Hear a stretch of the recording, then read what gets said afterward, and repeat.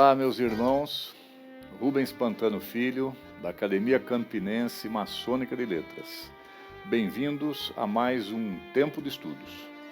Hoje, o tema que vamos discutir aqui, vocês podem ver na tela, a maçonaria e a Revolução Farroupilha. Esse é um tema muito importante para nós da Ordem.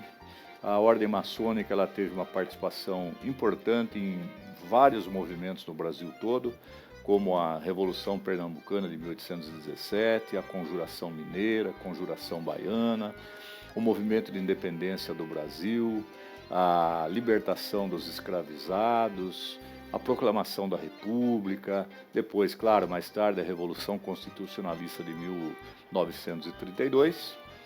Então, são vários desses movimentos em que estivemos presentes, né, enquanto maçons. E hoje nós vamos abordar um pouquinho sobre a maçonaria e a Revolução Farroupilha. Bom, a Revolução Farroupilha, ela tem início em 1835, mais precisamente em 20 de setembro desse ano. E ela tem uma duração de 10 anos. O término da Revolução ocorre em 1845. E ela foi um movimento que adquiriu tal envergadura que praticamente um ano depois do seu início, em 11 de setembro de 1836, é declarada a independência da chamada, então, República Rio-Grandense, o nosso Rio Grande do Sul. Quer dizer, o nosso estado se declara independente do restante do país. Esse movimento, ele começou com vários grupos, né?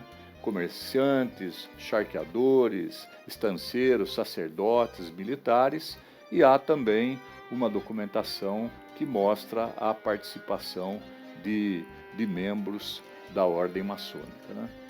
Os farroupilhas, eles se inspiraram em ideias revolucionárias baseadas nas ideologias políticas universais do século XIX. Claro que vinha então na sequência do iluminismo, né, do século XVIII. As motivações que tinham os farroupilhas eram as seguintes: a primeira, a má administração dos recursos públicos, a falta de investimento em estradas e portos no sul do país, e pelos altos impostos que eram cobrados pela coroa sobre as terras e sobre o charque, né? O charque é a carne seca, que era um produto em princípio de exportação, mas era muito utilizado internamente como alimento para os escravizados, né, nas minas, nas plantações de cana-de-açúcar. E o que acontecia é que o charque, produzido então no que seria a Argentina e o Uruguai, acaba se tornando mais barato do que então aquele para os produtores do sul do país. E isso, evidentemente, causava um descontentamento grande, né? Bom, outra coisa que é interessante a gente entender é que o termo farroupilha, claro que farroupilha a gente lembra de farrapo, roupa velha, trapo, né? E há várias, digamos, interpretações sobre esse termo. Uns dizem que seria um termo pejorativo, que o exército imperial então utilizava para designar os revoltosos, tendo em vista que ao final do movimento, principalmente, os uniformes, as roupas dos revolucionários estavam aos farrapos. Outros dizem que não, que o termo se refere, ou seria inspirado nos chamados sans-culottes, que seriam os comerciantes, os burgueses, né, que então promoveram a Revolução Francesa. E por que esse termo? Porque os nobres franceses, vocês observam em filmes, né, eles usavam assim uma roupa que é mais ou menos parecida com uma bermuda, hoje muito justa, que vinha até o joelho, e uma meia longa, né, que chegava até o joelho. E os sans-culottes não, eles utilizavam calças largas, de linhos, desalinhadas, então a nobreza ironizava, dizendo que eles eram os sem calça, né, porque esse termo sans-culottes em francês quer dizer isso, os sem calça. Bem, e há uma outra interpretação, que os farroupilhas se inspiraram em Cipriano Barato, que foi um dos maçom também importante, né, na Revolução Pernambucana, e dizem que quando ele então transitava por Lisboa, propositadamente ele usava chapéu de palha e uma vestimenta muito simples, né? Bem, os farroupilhas, na verdade, a gente tinha aí o grupo, que era o grupo mais, digamos, dos exaltados, né, que eram chamados assim farroupilhas. Eles denominavam os moderados e talvez até os membros do exército imperial como caramurus, e havia um terceiro que eles chamavam de chimango, né? Pelo que pude ler, na gíria rio-grandense, o chimango é uma caça, né, com a qual não vale a pena, digamos, gastar munição. Então eles chamavam de chimangos aqueles que, na verdade, não participavam nem de um lado nem do outro, né, digamos, eram indiferentes ao movimento. Agora, sobre a nossa ordem, a maçonaria começa a ganhar espaço no Rio Grande do Sul mais ou menos em meados do século XIX, 1830 aproximadamente, né? Nessa metade do século, a elite rio-grandense começa a sofrer as influências do pensamento liberal, né? Que era, digamos, presente e propagado pela maçonaria, né? Vários integrantes que se iniciaram na ordem eram pessoas que tinham ido para a Europa, estudar em universidades europeias, aí traziam então essas ideias liberais. As primeiras lojas no Rio Grande do Sul foram formadas, na verdade, por um grupo pequeno de irmãos que ou haviam sido iniciados aqui no Brasil mesmo ou no exterior e foram então constituindo as primeiras lojas. É interessante que no Brasil as primeiras lojas estavam, na verdade, baseadas, ou, entre aspas, disfarçadas, em gabinete de leitura. E no Rio Grande do Sul não foi diferente. Havia um gabinete chamado O Continentino, né, onde então as pessoas se reuniam com essa, digamos, desculpa, né, que era um gabinete de leitura, de discussão, de literatura, etc., mas era, na verdade, um ambiente propício para a discussão das ideias, digamos, liberais, né? E nesse contexto é que tem a loja principal rio-grandense, que é a Filantropia e Liberdade, que foi fundada em 1831. E ela, então, é decorrente desse gabinete de leitura, O Continentino. Tá certo?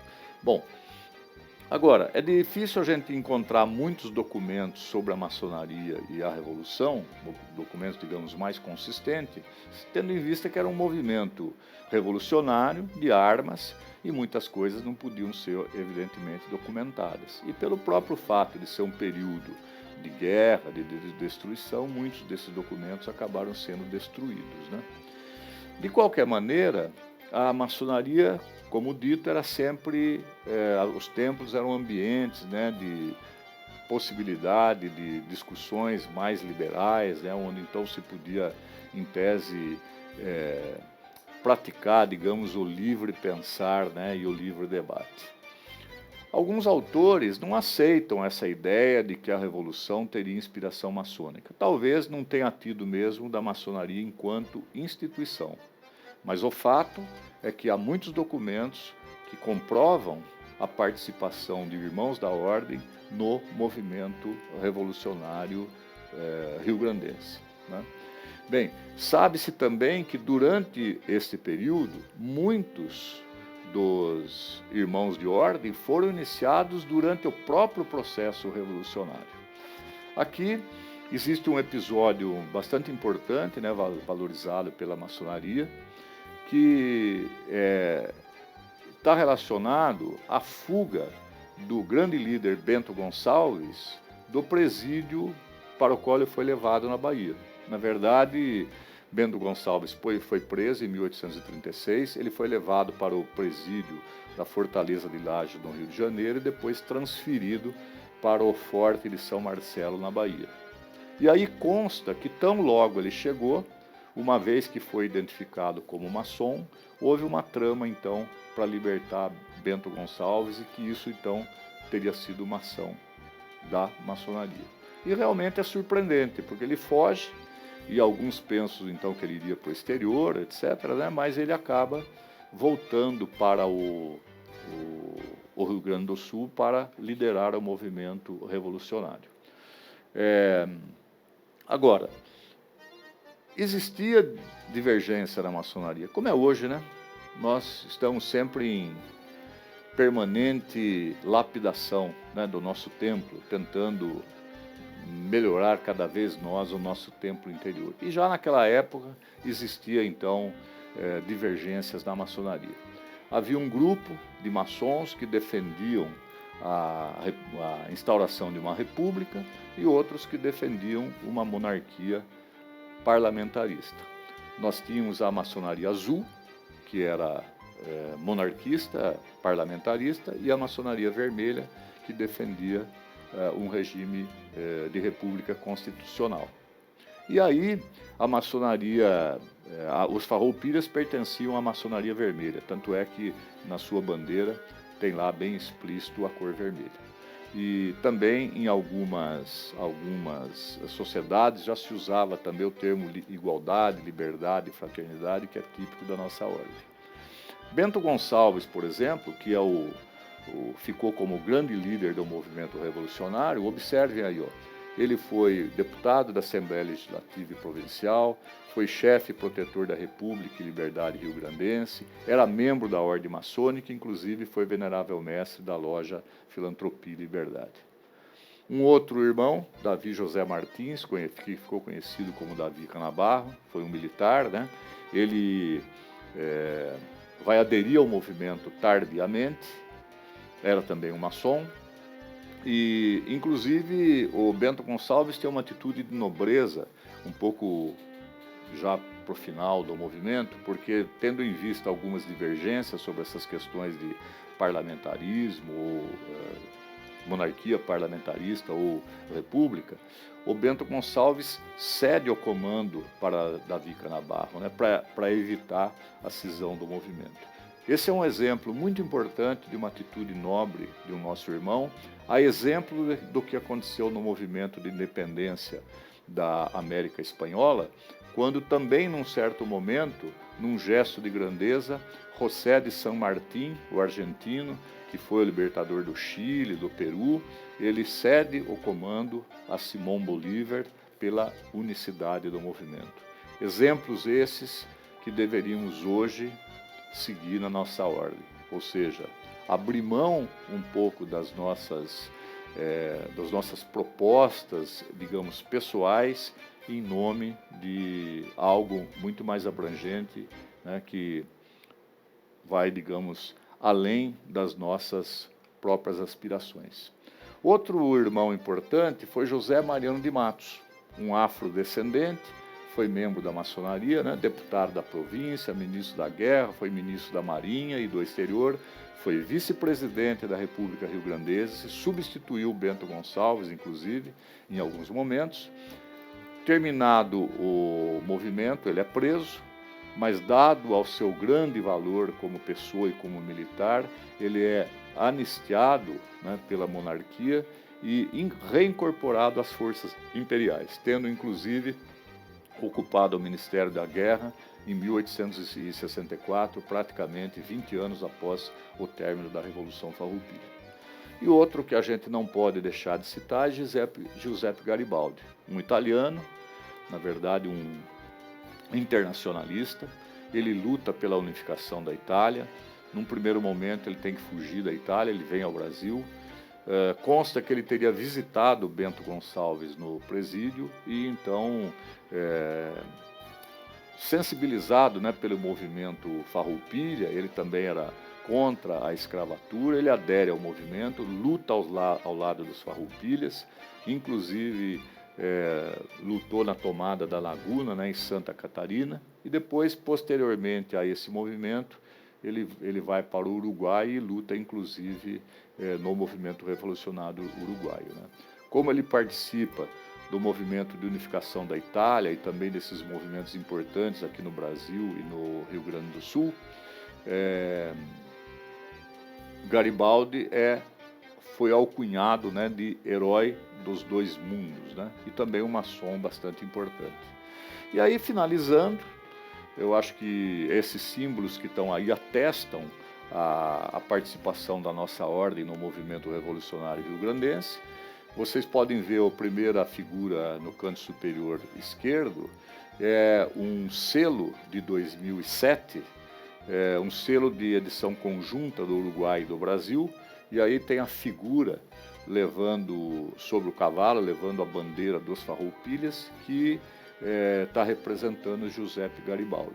E vocês podem ver no cantinho superior direito desse selo, tem o principal símbolo maçônico, que é o esquadro e o compasso. Do lado direito do selo, nós temos a imagem da bandeira dos Farroupilhas. Vejam aí o vermelho, né, caracterizando a maçonaria vermelha. E observe aqui embaixo o brasão de armas, que foi incorporado à bandeira. Pode ver que a bandeira do lado superior direito não tem o brasão. Aí está aqui o brasão do lado esquerdo inferior e depois o brasão na bandeira. Se vocês olharem para esse brasão com um pouquinho mais de detalhes, ao ampliá-lo, vão perceber detalhes importantíssimos. Primeiro, tem duas colunas nesse brasão, representando, obviamente, as colunas J e B das nossas lojas. Tem também, vocês percebem na parte interior do brasão, 2 ramos de acácia, né, que todos sabem a representatividade dessa planta, né, para a nossa ordem. E note embaixo a tríade liberdade, igualdade, não está fraternidade, está humanidade. Esse conjunto de símbolos, que está incorporado então à bandeira rio-grandense, atesta sem dúvida alguma a participação da ordem maçônica, da arte real, no movimento revolucionário dos nossos irmãos do Rio Grande do Sul. E, portanto, essa é uma data que os rio-grandenses sempre comemoram e que deve ser sempre por nós lembradas, né?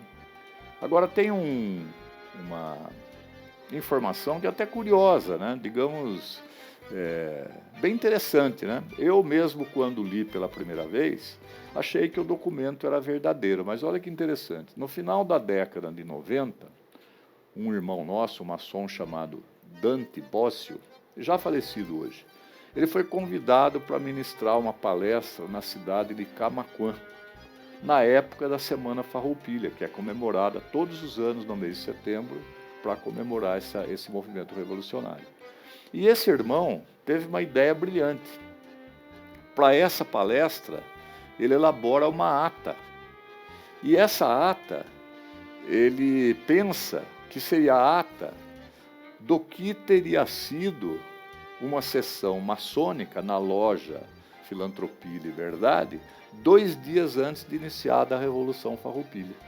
E é interessante que ele se coloca na função de secretário dessa reunião fictícia, incorporando a figura de Domingos José de Almeida, que era um revolucionário dessa época, um irmão revolucionário de Pelotas, e ele redigiu um balaústre que ficou conhecido como Balaústre 67, e colocou, inclusive, personagens importantes em várias funções, como é o caso, ele colocou Bento Gonçalves, com o pseudônimo de Sucre, como venerável mestre da loja. E esse balaústre, essa ata fictícia, ela foi de enorme sucesso que um jornal acabou publicando como se fosse algo efetivamente verdadeiro. E isso se propagou, se alastrou pela internet. E confesso para vocês que na primeira versão desse artigo, de um artigo que eu escrevi, eu, em pesquisas pela internet, entendi que era realmente um documento real de uma sessão que ocorreu. E, na verdade, essa sessão é fictícia. Mas, de qualquer forma, ela é muito interessante. Então, eu sugiro aos irmãos que procurem, né, pela internet esse Balaústre 67 da Revolução Farroupilha. E começa lá, então, ó, aos 18 dias do mês de setembro de 1835, da Era Vulgar, e é um balaústre, é uma ata de uma sessão, como são as notas de hoje, né? Quer dizer, um documento fictício, né, elaborado por um irmão, mas com uma ideia muito interessante, mas efetivamente tomem cuidado, porque não é um documento verdadeiro, apesar de que muitos dos sítios aí da internet dizem que o são, né? Deixo aí para vocês uma lista de referências bibliográficas para aqueles que quiserem estudar um pouquinho mais sobre esse movimento importante, sobre a Revolução Farroupilha e a participação da nossa ordem. Então, muito obrigado por estar aqui conosco, na Academia Campinense Maçônica de Letras, e espero-os no próximo Tempo de Estudos. Até mais.